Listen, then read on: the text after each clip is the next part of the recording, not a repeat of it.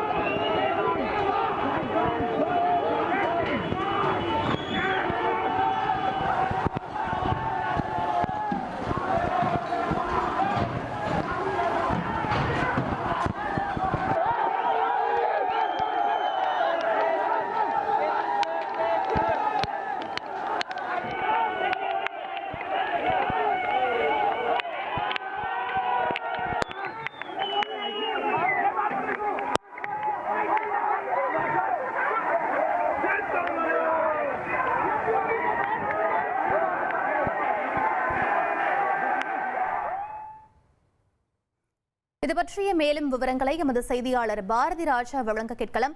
பாரதி ராஜா, என்ன நடந்தது? தற்போது முன்னாள் பிரதமர் இல்லத்தில்தான் இருக்கிறார்களா?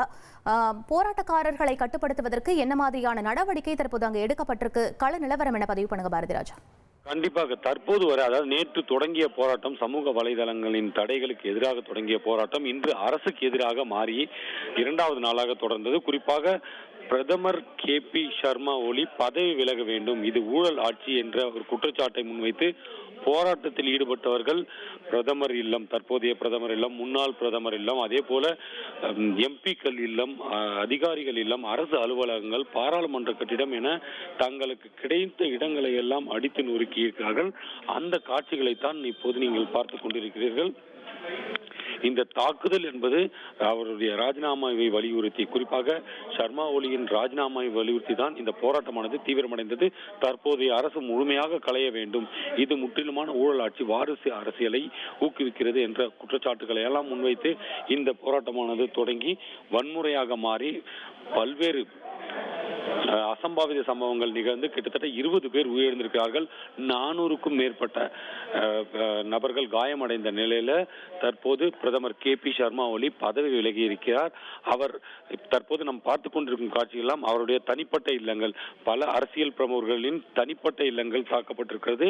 அவர்கள் அரசு இல்லங்களில் எந்த விதமான தாக்குதலும் பெரிய அளவில் நடைபெறவில்லை. ஆனால் பாராளுமன்ற கட்டிடத்தை பொறுத்தமட்டில் அதன் முன்பகுதி முழுவதையும் தீ வைத்து கொளுத்தி இருக்கிறார்கள் போராட்டக்காரர்கள். இதனால் பெரிய சேதமானது அடைந்திருக்கிறது. இருப்பினும் ராணுவத்தின் பாதுகாப்பில் தற்போது பிரதமர் இருக்கிறார் என்ற ஒரு சூழல் தான் நேபாளில் இருக்கிறது. KP ஒலி தற்போது ராணுவத்தின் பாதுகாப்பில் அவர் இருக்கிறார். இந்த நிலையில காட்மாண்டு விமான நிலையம் முழுவதுமாக மூடப்பட்டிருக்கிறது. அங்கு எந்த விமானமும் தரையிறங்க அனுமதிக்கப்படவில்லை. இந்தியாவிலிருந்து விமான சேவையை வழங்கும் இண்டிகோ நிறுவனம், அதே போல ஏர் இந்தியா ஆகிய நிறுவனங்கள் தங்கள் விமான சேவையை, அதாவது காட்மாண்டுக்கான தங்கள் விமான சேவையை முழுவதுமாக ரத்து செய்துள்ளது. அனைத்து மறு அறிவிப்பு வரும் வரை அனைத்து விமானங்களும் ரத்து செய்யப்படுவதாக அறிவித்திருக்கின்றன. ஏற்கனவே சென்ற இரண்டு ஏர் இந்தியா விமானங்கள் கூட மீண்டும் இந்தியாவிற்கே திரும்பியதாக சொல்லப்படுகிறது. இந்த நிலையில இன்று மாலை 5 மணிக்கு மேல் ஒரு முடிவு எடுக்கப்படும். அதாவது புதிய பிரதமர் தேர்ந்தெடுக்கப்படுவார் என்றால் KP ஒலி ஏற்கனவே அவரது பதவியை ராஜினாமா செய்துவிட்டார். இந்த நிலையில வேறு கட்சியைச் சேர்ந்த யாராவது புதிய பிரதமராக தேர்வு செய்யப்படுவார்களா அல்லது ராணுவ ஆட்சி அமலுக்கு வருமா? தற்போதைய சூழலை பொறுத்த மட்டும் அங்கு ராணுவ ஆட்சி வரதான் அதிக அளவிலான வாய்ப்பு இருப்பதாக சொல்லப்படுகிறது. இருப்பினும் மற்ற விஷயங்களை கையாள்வதற்காக, அதாவது நிர்வாகம் உள்ளிட்ட விஷயங்களை கையாள்வதற்காக உடனடியாக ஒரு பிரதமரை தற்காலிகமாக தேர்தல் வரும் வரை நியமிக்க ஏதாவது முடிவெடுக்கப்படுமா? அனைத்து கட்சிகளும் சேர்ந்து ஏதாவது ஒரு தலைவரின் பெயரை முன்மொழிவார்களா என்ற ஒரு கேள்வி எல்லாம் எழுகிறது. அது மட்டுமல்ல, மற்றொரு புறம் வன்முறைக்காரர்கள் இதை தெருக்களில் கொண்டாடி வருகிறார்கள், இதை பெரிய வெற்றியாக கொண்டாடி வருகிறார்கள். அவர்கள் தரப்பிலிருந்து யாராவது தலைவராக வேண்டுமா என்ற முன்மொழிவு வருமா என்ற ஒரு சந்தேகம் எழுந்திருக்கிறது. ஆனால் நமக்கு கிடைத்திருக்கும் அதே போல உள்ளூர் ஊடகங்கள் கூறும் வகையில பாத்தீங்கன்னா முக்கியமா சொல்லப்படுவதுன்னா ராணுவ ஆட்சி தான் தற்போதைக்கு அங்கு அமல்படுத்தப்படும் அப்படின்ற சூழல் தான் இருக்குது. எனவே இன்று மாலை 5 மணிக்கு பிறகு ஒரு தெளிவான முடிவு கிடைக்கும். அனைத்து கட்சிகளும் ஒன்று சேர்ந்து ஒரு தலைவரை, ஒரு அரசியல் தலைவரை முன்மொழிந்து அவரை தற்காலிக பிரதமராக நியமிக்கலாம் என்று அனைவரும் ஏற்றுக்கொள்ளும் பட்சத்தில் அங்கு புதிய தற்காலிக பிரதமர் நியமிக்கப்படலாம். இல்லை என்றால் ராணுவ ஆட்சி அமலாகவும் வாய்ப்பு இருக்கிறது. விவரங்களுக்கு நன்றி பாரதி ராஜா.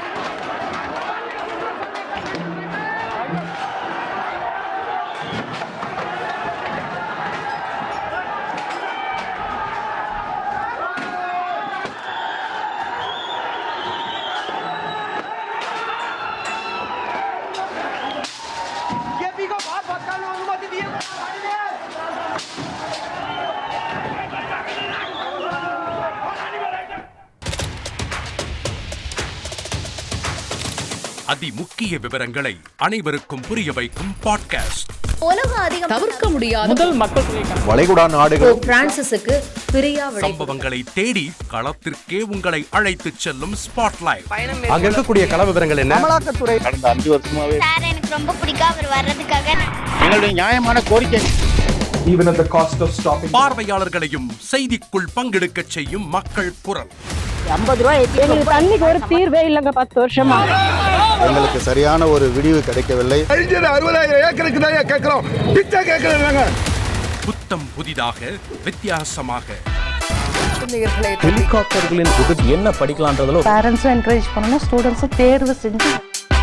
எனக்கும் சீமானனுக்கும் பெரிய வித்தியாசம் இல்லைங்க. ஒரு பாயிண்டா சொல்லணும். உங்களுக்கான தலைவர்களை பொழுதுபோக்கு தளத்தில் தேடாதீர்கள், போராட்ட களத்தில் தேடுங்கள். அனைத்தும் உங்களுக்காக. எப்போதும் இணைந்திருங்கள் தந்தி டிவியுடன்.